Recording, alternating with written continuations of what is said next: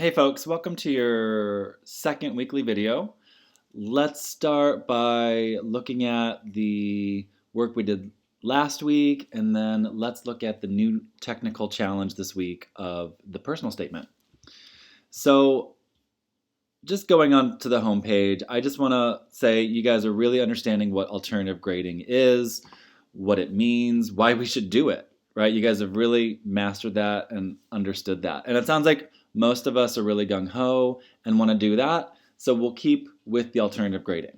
So that looks like in a couple of weeks, I'll ask you folks to check in and assess your own learning and then give a grade.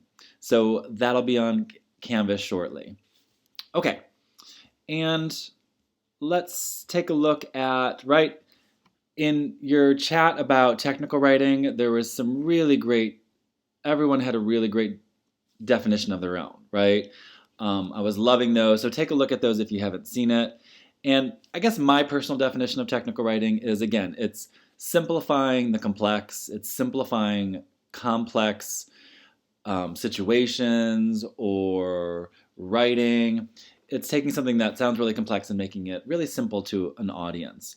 And the context is it's business, it's professional, it's academic, it's all of those things, right? Technical writing takes place in government documents or workplace communications. So we're going to touch on, with a bunch of small little weekly projects, a lot of those things. So that was Introduction to Technical Writing. And I loved your email signatures. If I asked you to sort of revise your email, a lot of that was around, I just wanted to see a signature. So again, a signature it's a great tool for an email. It gives you a professional stamp, right? That's how I see it, is it immediately tells your audience or receiver, hey, look at me, right? I'm a student, right? I'm a professional at South Seattle College.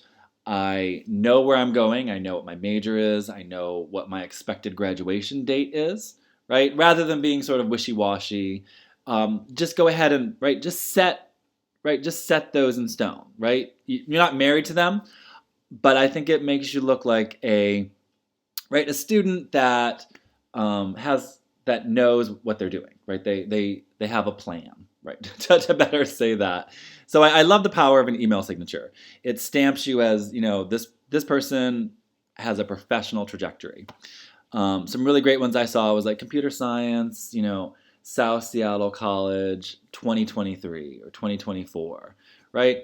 Or nursing AS 2024. So yeah, be really specific with a degree and tell us that expected graduation date.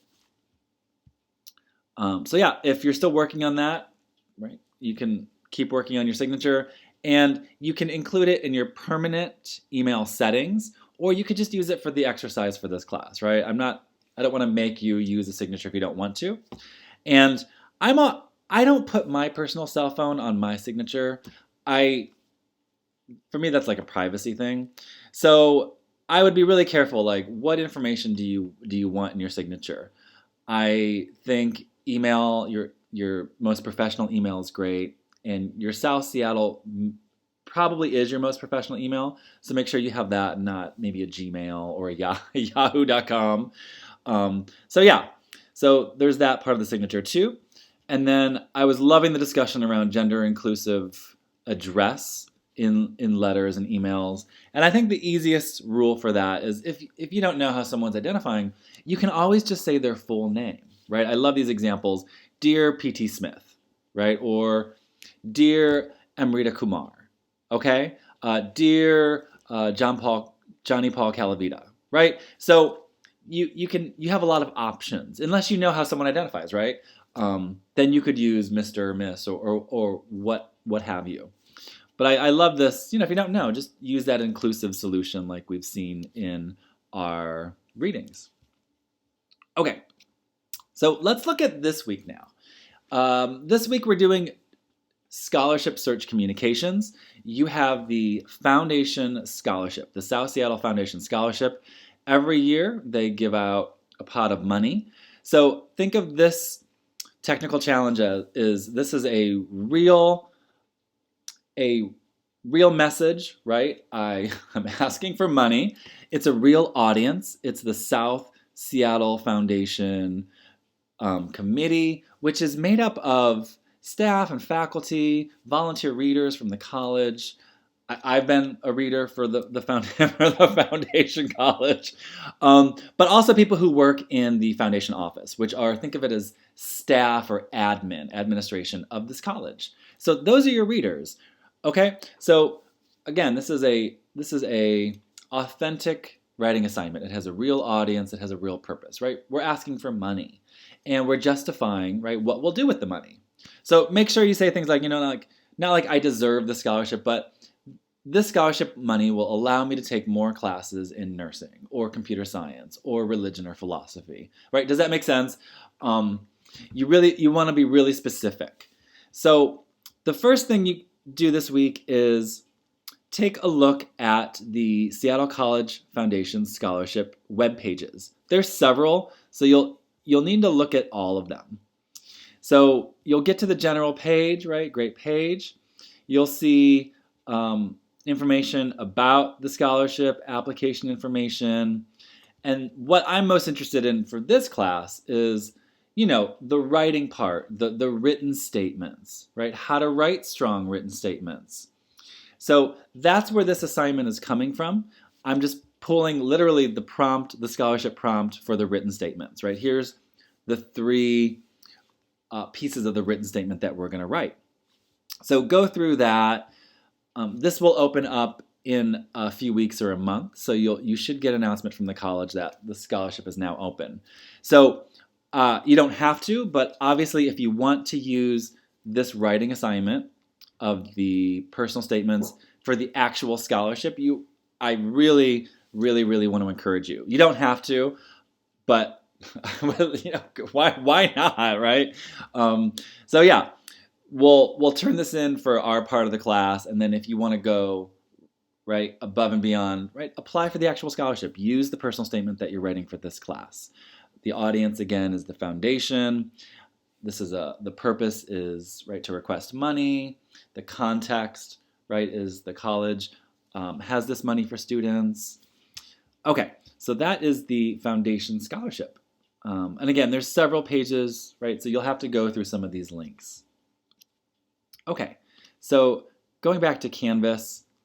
So once you read about the foundation scholarship, then I want you to start drafting your personal statement.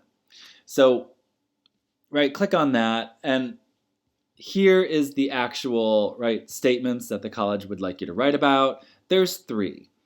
Tell us your story, what motivates you, your commitments.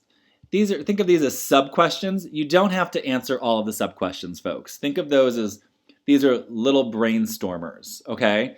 You do have to hit this major question, right? Tell us a story about yourself, describe your journey, and how it has shaped you, right? So the statement wants you to reflect on something, right? Reflect on what you've learned. That's the main thing. And then all of these sub-questions can help you brainstorm that story. Okay? But you shouldn't just be like, okay, I'm going to answer this question, then I'm going to answer this question. That's not the way to go, right? Like, you don't want to just answer the 8 questions or like, I'm done. Right? Second question, describe an experience that just demonstrates your perseverance, right? And again, any of these sub-questions can help you. Your area of study, if you go that route, right, be really specific, right, your future plans. Don't say, oh, I want to study science, or I want to study the humanities. Be really specific.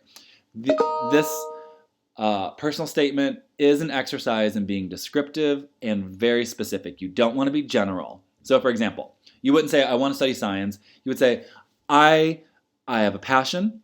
My major is nursing here at South Seattle College. I want to be a travel nurse. I want to travel this country being sent to areas of critical need where there are no nurses. Do you see how I just told a story? I was really descriptive. You know exactly what my major is, rather than being like, oh, I'm interested in science or medicine, right? Or, I want to study cybersecurity so that I can protect the infrastructure of this country. Rather than, I like computers. I've been playing video games for 7 years, right? I want to study My major is cybersecurity. This scholarship will help me take more cybersecurity classes so I can protect the critical infrastructure of this country, right? So you want to be that descriptive. You want to be that specific. You don't want to be general, okay? You want to tell a really specific story about yourself. Okay, and then statement of financial need, that is also a part of this. So going back, right? So that is the prompt assignment for this week. I want you to upload your draft to the first assignment box. That's where you'll get my comments. And then do it again to the peer review discussion box. That's where you'll peer review and give feedback to each other. So think of it as you're uploading your statement twice, right, to two different boxes. And when you upload it to the second box, right, you'll give comments and feedback to two different classmates, right, two of your colleagues. So read their statements, and then, oh, my dog's losing it, sorry. And I give you some feedback suggestions there. Toby! Okay, so that is this week. That's the major technical challenge. And you have some readings, too, on how to brainstorm. So you've got drafting the personal statement, and then what is a personal statement? And this has two really good short examples. If you just need to sort of see and hear and feel what a personal statement looks like, right? What does it feel like? That's that. And I like this drafting the personal statement. This gives you a way to outline your statement. So we'll look at that for just a moment.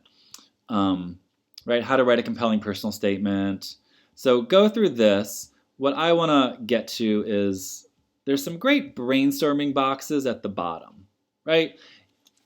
If you're just stuck, right, break things up into the personal, the community, the academic, the professional, right? Where do you want your story to come out of, right? Is it a personal story? Is it a community? Is it a story based in community, right? Like, I volunteer at a pet shelter, right?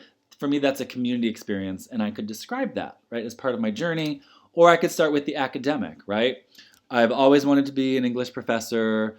I, started at a community college because I was bullied at my high school. So a community college just sort of like welcomed me, and there were so many great services and classes I was able to take. And so why do you think I work at a community college rather than, I worked at the UW, but my own experience has just been rooted in community colleges, and I just have such a love and passion for them based on that early, high school experience of not feeling welcomed at my high school. So, right, I could sort of talk about that and how I went on to, get my doctorate. So use that to help brainstorm if you need it, right? There's some great brainstorming boxes and questions in here that really break down the personal story, the personal statement. Okay, so that is this week. I can't wait to see what you guys write. And next week we get into informational interviews, which is going to be a lot of fun. If you haven't done one of those or written one of those, you'll see that next week. So email me if you have any questions. I've been meeting with students via Zoom this week already.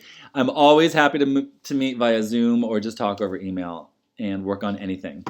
Okay, and I'm still, you'll get my feedback on your emails. I'm sort of wrapping that up right now, actually. Okay, thank you, folks. Have a great week.